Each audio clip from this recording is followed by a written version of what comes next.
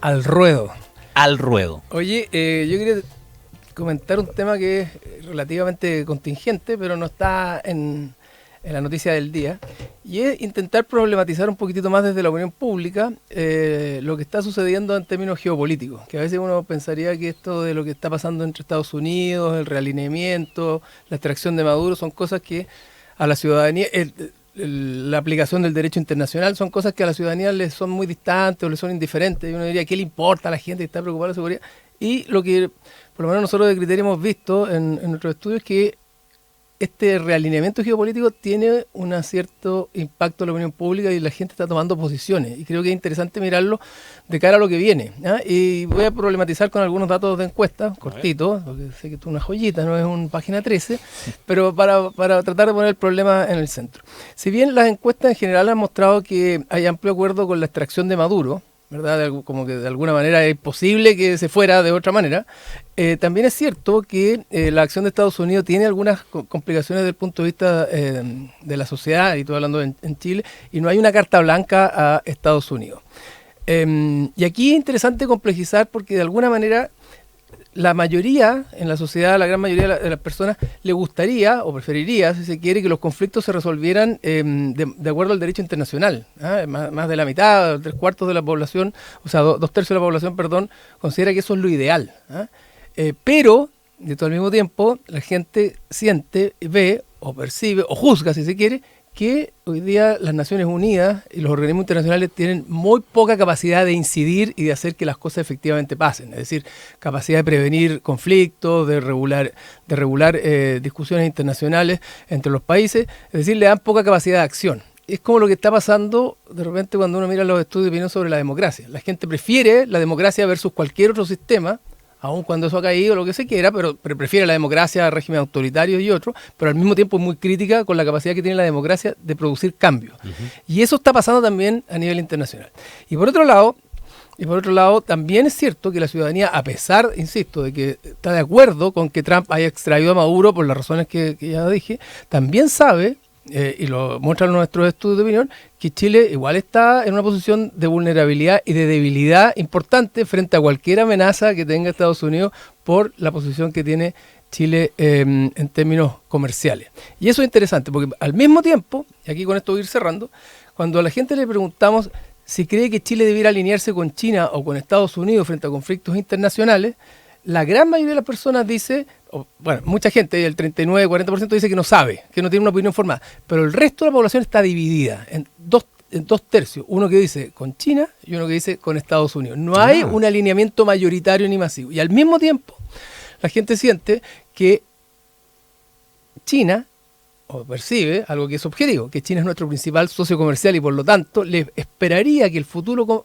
gobierno, y ahí es lo interesante de lo que venga, no tenga una posición partidaria respecto de lo que está pasando a nivel internacional. Y eso pone de cara a la coyuntura y al próximo 11 de marzo un desafío importante al próximo gobierno, porque lo que está pasando en el mundo tiene repercusiones de opinión pública y tiene impacto a nivel nacional también. Max Colodro. Mi tema tiene alguna relación con lo que acaba de plantear Cristian. El presidente de la República, Gabriel Boric, dijo en estos días que el recital de Bad Bunny en el Super Bowl tenía una dimensión geopolítica, había sido un acierto geopolítico. Yo creo que efectivamente el famoso intermedio musical de Bad Bunny ha generado una controversia y una discusión súper interesante, y entiendo que para un sector muy importante de la opinión pública global y sobre todo en el mundo latino, esto se convirtió en un bonito bofetón a Donald Trump y sobre todo a la política anti-inmigrantes del ICE y de lo que se ha estado haciendo en estos últimos meses en ese sentido. Pero a mí hay una cosa que me sorprende. Yo entiendo, como digo, que estamos en medio de un momento en el que las tensiones muchas veces justifican poder tomar cualquier cosa para poder dar una opinión, para poder fijar un posicionamiento. Pero a mí lo que me sorprende, y esta es la joyita, es que en el mundo latino y particularmente las mujeres latinas consideren o puedan considerar que la música de Bad Bunny es un referente cultural. si uno lee las letras, si uno escucha las letras de Bad Bunny, la verdad es que la denigración de la mujer es una cuestión realmente impresionante. Yo no sé si la gente se ha detenido realmente a escuchar o a leer las letras de Bad Bunny. Yo creo que no hay excepción. Todas las letras en las cuales se hace mención a las mujeres, a las relaciones de pareja entre hombres y mujeres, la posición de la mujer es una posición muy cosificada, muy denigrada, muy degradada. Entonces, de alguna manera, que sea precisamente el mundo progre, el mundo progresista, el que levante hoy día como un referente, a pesar de que, como digo, lo entiendo en el contexto de lo que está pasando en Estados Unidos con la política en contra de los inmigrantes ilegales. Pero también creo que hay ahí una cosa que tiene un lado más complicado, como digo, que es el hecho de convertir en un referente, convertir en un líder cultural a una persona cuya música pone a la mujer en un lugar muy denigrado y muy degradado. Bueno, esa es una discusión larga que viene desde hace bastante rato, ¿no? En términos generales de la música urbana, por extensión, que tiene más o menos, no todas, pero muchas de esas características. Pero aquí, tal como tú lo señalas, Max, confluyen un poco estas cosas. En un mundo que es bien complicado en todos los aspectos, también aquí se superponen esas posiciones. Yo no sé si, a propósito, que hay ciertas coincidencias más o menos en las joyitas que han ustedes planteado en términos generales. Yo no sé si en las mediciones, los estudios que tienen ustedes en Criteria, abordan de alguna manera esta situación, estas dualidades, estas contradicciones, podríamos decir, pero en un mundo que está tremendamente contradictorio. Sí, y tremendamente polarizado, además. Además. Claro. Bueno, pero es que efectivamente ahí está la contradicción. Pues, un mundo donde las cosas no son blancas o negras y donde las subjetividades terminan predominando, porque lo que dice Max es absolutamente cierto. Yo me recuerdo cuando mis hijas mujeres eran chicas, bueno, a mis hijos también, pero escuchaban a Bad Bunny, y en esa época Bad Bunny no existía, sino que aparecía uno y decía, oye, pero mira lo que estás escuchando, los reggaetón, los trap y todos los significados explícitos que tienen las letras de esta música. El machismo implícito que hay es tremendo y tú de alguna manera lo estás validando. Bueno, lo que hay en el show de Medio Tiempo, efectivamente, más que una literalidad respecto a la letra, es una puesta en escena de orden simbólico que la izquierda en América Latina toma y usa para polarizar, porque efectivamente se articula en torno a una suerte de juicio, percepción o subjetividad de la sociedad que muestra a Donald Trump como un tipo muy asimétrico, muy arbitrario, muy autoritario al final del día, y a la población latina, ¿verdad?, en una posición de debilidad. Entonces, la paradoja es que la música habla de relaciones asimétricas entre hombres y mujeres y posiciones absolutamente incluso que cosifican a la mujer, pero al mismo tiempo el hito o el acto simbólico supone que la arbitrariedad viene desde Estados Unidos y particularmente de Donald Trump. Y por eso que las dos reflexiones o joyitas se conectan bastante, porque de alguna manera esto también va a ser parte de la discusión política en algún momento, si es que efectivamente Donald Trump toca los intereses de Chile o si el próximo gobierno tiende a alinearse más con una posición en desmedro de otra que pudiera indirectamente hacer que la gente sienta que está afectando nuestras posiciones. No nos olvidemos que China es nuestro principal, por lejos, socio comercial. O sea, el que se come nuestras cerezas, el que demanda más cobre, o sea, el 38%, 40% más o menos de nuestras exportaciones se van a China, versus Estados Unidos, que también es importante en términos de comerciales, pero es bastante minoritario. Entonces, toda esa discusión, que al final del día debiera ser que Chile esté en una posición de bastante neutralidad y que juegue haciéndose un poquito del leso, porque tenemos que ser amigos de todos, ¿verdad?, en el barrio y fuera del barrio, por nuestra posición de vulnerabilidad. Bueno, toda esa discusión externa, desde lo simbólico que plantea Max en términos culturales, desde lo político y desde lo social, va a tener en algún minuto repercusiones en Chile. Y el futuro gobierno va a tener que también tener cuidado de no pisar ciertas trampas o ciertos palitos que directa o indirectamente o le podría poner la izquierda o le podría poner el propio Donald Trump, al cual, insisto, los chilenos le dan un espacio y valoran que haya intervenido porque no veían otra forma de sacar a Maduro, ¿verdad?, al dictador, pero al mismo tiempo no le dan carta blanca y lo ven como alguien capaz de cosas que pueden terminar afectando. Y de alguna manera, ¿sí?, lo que plantea Cristian se conecta con la entrevista que hiciste tú, Ramón, hoy día en la mañana, más temprano, al diputado comunista. Claro. El tema de cuál es la posición chilena frente a la ofensiva que está haciendo Estados Unidos en términos de alguna manera, de apretar muy fuerte el bloqueo comercial, las importaciones los obsequios de petróleo por parte de Venezuela.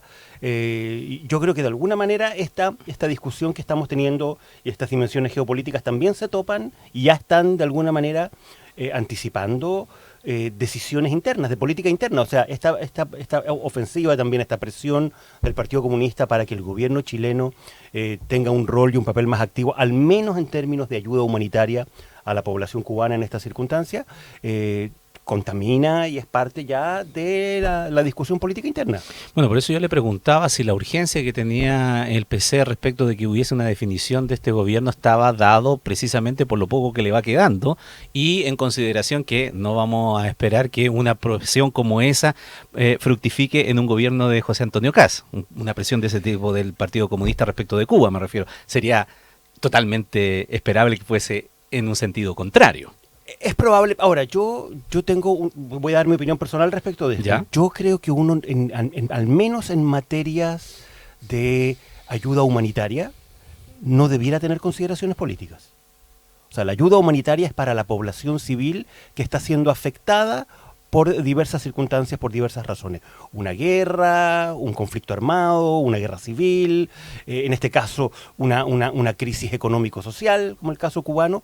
Yo, sinceramente, lo digo personalmente, sin tener ninguna simpatía por el régimen político en Cuba, creo que tiene sentido evaluar la posibilidad de hacer un gesto de ayuda humanitaria. Me refiero a enviar alimentos, enviar insumos médicos, enviar medicamentos para tratar de aliviar en algo la situación dramática en la que está la población civil en el contexto de un conflicto político muy complejo.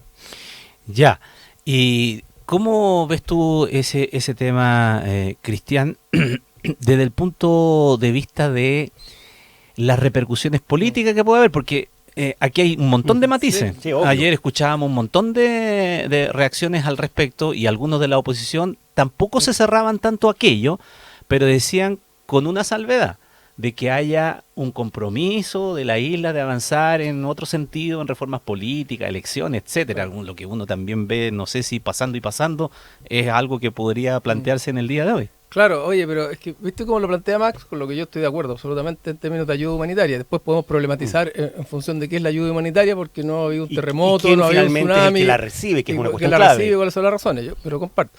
Pero mira qué interesante, cómo el mismo hecho se puede interpretar, estando Donald Trump en Estados Unidos de manera distinta, ¿verdad?, por la población. Una interpretación puede ser, mira, aquí la ayuda humanitaria no puede ir y por lo tanto yo esperaría que el futuro gobierno en Chile no mande ayuda humanitaria porque el régimen cubano es una dictadura y por lo tanto esto es una manera, el bloqueo se justifica completamente. Y es la manera de cómo podemos llevar libertad a Cuba, por decirlo de alguna manera. Ayer algún dirigente de la oposición hoy día decía es todo contraproducente porque le está dando oxígeno al régimen. Claro. Con cualquier tipo de ayuda, aunque sea humanitaria, le está dando oxígeno al régimen. Y por otro lado, alguien te podría decir, oye, es gente que se está muriendo de hambre. Nosotros hemos pasado nuestras catástrofes, hemos vivido nuestros propios dolores e historias duras. Hasta Cuba, en su propia pobreza, nos ha ayudado y nos ha enviado ayuda humanitaria. Nos ayudó en el contexto del terremoto. Con el contexto del terremoto, Chile siempre ha sido un país vulnerable, ¿verdad? A todos los temas de terremotos, tsunami, ¿verdad? Y de catástrofes naturales, y siempre hemos recibido ayuda internacional. Y alguien podría decir, bueno, ¿por qué no vamos a ayudar a los cubanos? ¿Qué tiene que ver la política en esto? Cuando al mismo tiempo ellos están siendo vulnerados, alterados y afectados por alguien tan tiránico como Donald Trump, por decirlo de alguna manera. Y el mismo gobierno, la misma política que se alinee en una u otra posición, termina quedando o abrazada con Donald Trump o en contra de Donald Trump.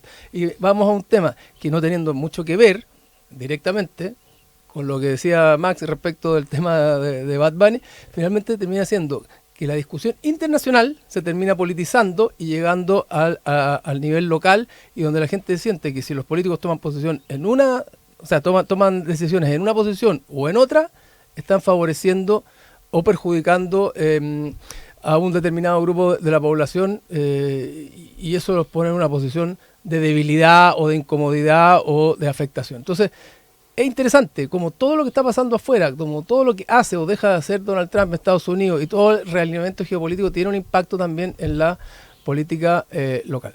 Para cerrar, yo estoy de acuerdo con Max, o sea, la ayuda humanitaria es humanitaria, no tiene que ver necesariamente con el tipo de régimen en el que estamos, y una cosa es el bloqueo y el boicot y otra cosa es que Chile no puede mandarle alimentos, medicamentos o insumos de distintos tipos para que la gente sobreviva. Ramón, ¿puedes estar de acuerdo con que es necesario extremar las medidas de presión sobre Cuba, buscando que haya finalmente un cambio político y un proceso, y que se inicie un proceso de democratización en Cuba? Pero teniendo claro eso, puedes también entender que esa presión justificada eventualmente para provocar un cambio político está generando consecuencias muy dramáticas en la población, y puedes tratar de alguna manera, desde la lógica de la ayuda humanitaria, de aminorar esas consecuencias. Yo creo que son dos cosas que en rigor no debieran ser contradictorias. Y en perspectiva, Max, ¿tú cuán presionado avisoras que podría estar eventualmente el futuro gobierno de José Antonio Kast por parte de Donald Trump en todas estas materias geopolíticas? Bueno, yo creo que presiones de Estados Unidos va a haber, las está habiendo hoy día mismo sobre México, por ejemplo. A México se le han hecho exigencias muy fuertes en el sentido de no seguir enviando petróleo. México estaba en una situación un poco parecida a la de Venezuela, estaba básicamente entregando petróleo sin cobrarlo. La deuda la asumía Pemex, la empresa de petróleos mexicano, que quedaba con una deuda cubana. Pero esa deuda todo el mundo sabía que era una deuda que tarde o temprano no se iba a pagar. Simbólica, era un regalo finalmente. Claro. Entonces, yo creo que Donald Trump está haciendo una política muy dura, que en algunos casos uno puede decir es justificada, porque la situación en Cuba no va a cambiar si es que no hay una presión política de la magnitud de la que está ejerciendo hoy día el gobierno norteamericano. Pero como te digo, yo creo que eso no implica el no estar abierto a la posibilidad de evaluar. Ahora, bajo ciertas condiciones. Si los recursos económicos que tú vas a enviar a Cuba, los alimentos, las medicinas, los insumos médicos, los va a terminar recibiendo y administrando el régimen, eso no es ayuda humanitaria, eso es ayuda política, y eso, en mi opinión, en estas condiciones no se puede hacer. Pero si es Naciones Unidas, si es Médicos Sin Frontera, si es algún organismo internacional o humanitario, la Cruz Roja Internacional, la que puede recibir esa ayuda y la puede distribuir entre la población civil, yo creo que esa alternativa sí debiera ser evaluada. Bueno, ahí hay un camino, ¿no? Es verdad, justamente para contextualizar aquello y explicarlo, pero iba también mi pregunta más hacia el fondo precisamente de la joyita presentada por Cristian, en el contexto de una dualidad China-Estados Unidos, si en el futuro puede ser una presión tan fuerte que Donald Trump nos haga a la siguiente administración, por la cercanía ideológica que tiene, hacer optar. Yo creo que somos nosotros, somos China. Yo creo que eso, dado la política que se está aplicando hoy día a nivel continental por parte de Estados Unidos y de su administración, yo creo que eso es algo que inevitablemente va a ocurrir. Está ocurriendo con Venezuela, está ocurriendo con Cuba, está ocurriendo con México, está ocurriendo con Canadá. Canadá también ha ido restringiendo y limitando su comercio y sus relaciones internacionales con China. Es decir, yo creo que un país pequeño como Chile es inevitable que eso, en el contexto de esta política continental que está llevando adelante la administración de Donald Trump, inevitablemente, no sé si nos va a obligar a decidir definitivamente si tenemos o no relaciones con China, pero de que va a ir tratando de limitar el campo de injerencia geopolítico de China en el continente, de eso no tengo ninguna duda. Claro, Chile es un exportador de cobre central para China. Oye, mira, el 5 de diciembre del 2025 el gobierno de Estados Unidos presentó la nueva estrategia de seguridad nacional, ¿de acuerdo? ¿Y qué es lo que dice esto? Que es la famosa doctrina, a propósito de lo que dice Max Monroe. Tras años de abandono, Estados Unidos reafirmará y hará cumplir la doctrina Monroe para restaurar la preeminencia estadounidense en el hemisferio occidental. Las palabras construyen la realidad también, y es parte de lo que se está haciendo. Un mes después, extrajo a Maduro, Donald Trump. Negaremos a competidores no hemisféricos la capacidad de posicionar fuerzas u otras capacidades amenazantes o de poseer o controlar activos estratégicamente vitales en nuestro hemisferio. Yo creo que eso va a ocurrir. Por lo tanto, eso no es una declaración al aire, no es una declaración así como simbólica para grupos internos, es una declaración que invita a la acción. Es una política que ya está en ejecución y que va a seguir profundizándose, y como bien dices tú, Ramón, probablemente con un gobierno de un signo más favorable a la administración de Donald Trump en Chile, el gobierno de José Antonio Kast, probablemente esas presiones y la receptividad a esas presiones probablemente se va a fortalecer. Claro, y la dimensión simbólica siempre es tan fuerte en esto. Por ejemplo, no sé, a propósito de lo que decimos con Cuba y la solidaridad que puede significar que gente esté pasando hambre, que es distinto a la adhesión política, como dice Max.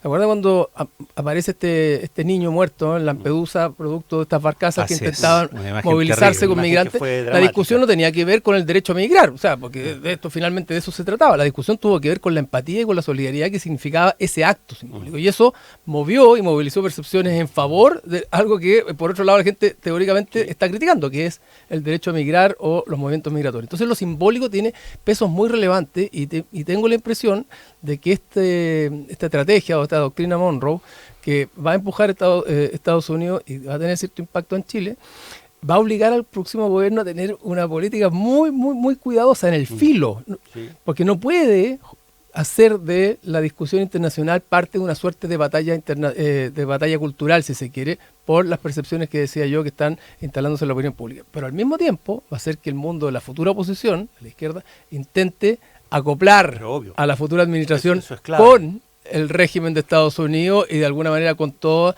las cosas negativas, ¿verdad?, que pueden ir asociándose en Probablemente. términos reales o simbólicos con la lógica de Donald Trump. Entonces Probablemente va a haber un doble oposición, efecto. claro, la futura oposición a partir de marzo va a tener en esto también un nuevo tema en la agenda y un nuevo caballito de batalla, por decirlo de alguna manera. Es decir, presionar al gobierno, al futuro gobierno de José Antonio Kast, en el sentido de no ser tan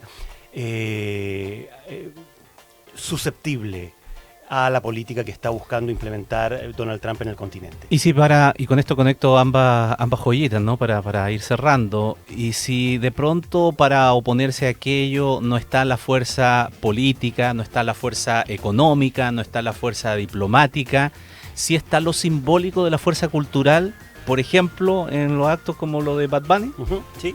en donde tú puedes de alguna manera contrarrestar a través de, comillas, otras armas, aquello que tal vez en la jerarquía o en el poderío de otras instancias más concretas no tienes posibilidad de hacer frente a Estados Unidos. Bueno, yo creo que eso es efectivamente lo que está ocurriendo, dado que hay una tremenda debilidad, porque es muy difícil oponerse a la política norteamericana, o sea, es cosa de ver lo que está pasando en el mundo, o sea, ¿quién logra resistir la presión de Estados Unidos y la presión de Donald Trump?